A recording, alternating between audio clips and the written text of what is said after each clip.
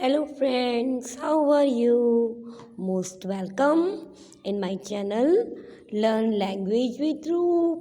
In this language series, today I will teach you a chapter of class 10th. Subject is English and it is the summary of the poem The Animals. So let's start to read the summary of the poem The Animals with me. This is a poem as you know very well कि ये एक poem है. It has been written by Walt Whitman. और ये किसने compose की है? इसके जो पोएट हैं वो कौन है? Walt Whitman. In this poem the poet tells us that he feels better with animals than humans.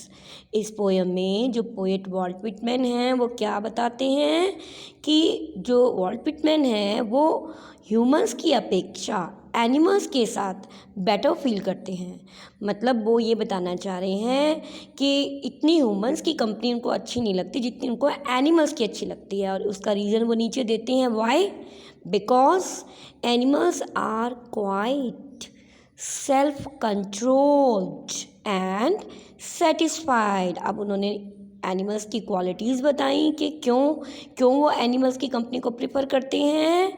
क्योंकि एनिमल्स बिल्कुल शांत रहते हैं, सेल्फ कंट्रोल्ड यानी कि आत्मनियंत्रण में रहते हैं और हमेशा ही संतुष्ट रहते हैं. जबकि आजकल क्या देखा गया है कि ह्यूमन बींग्स जो होते हैं कभी संतुष्ट नहीं होते. We can learn more and more with animals. इसके बाद वॉल्ट विटमैन कहते हैं कि हम एनिमल से ज़्यादा सीख सकते हैं. Like I want to give you the example of a dog. अगर हम डॉग का एग्जाम्पल लें तो डॉग से हम क्या सीखते हैं? His faithfulness. सभी को पता है कि डॉग कितना फेथफुल होता है अपने मास्टर के लिए, है ना. लेकिन इतना ह्यूमन बींग में नहीं होता फेथफुलनेस. और आगे क्या वो कहता है कि ऑन द अदर हैंड, कि एक तरफ तो उसने एनिमल्स की क्वालिटीज़ बताई और दूसरी तरफ वो क्या कहता है कि ऑन द अदर हैंड दूसरी तरफ human beings are made for earning money. जो मनुष्य हैं, जो मानव जाति है, वो तो बिल्कुल ही मैड है. किस चीज़ के पीछे मैड है? For earning money. Money earn करने के पीछे, पैसा कमाने के पीछे, धन कमाने के पीछे वो पागल हो रहे हैं सब लोग आजकल. इन टूडेज लाइफ, आजकल की लाइफ में, they always complains.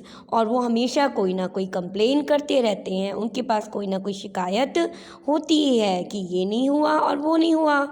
They are not satisfied with what they have.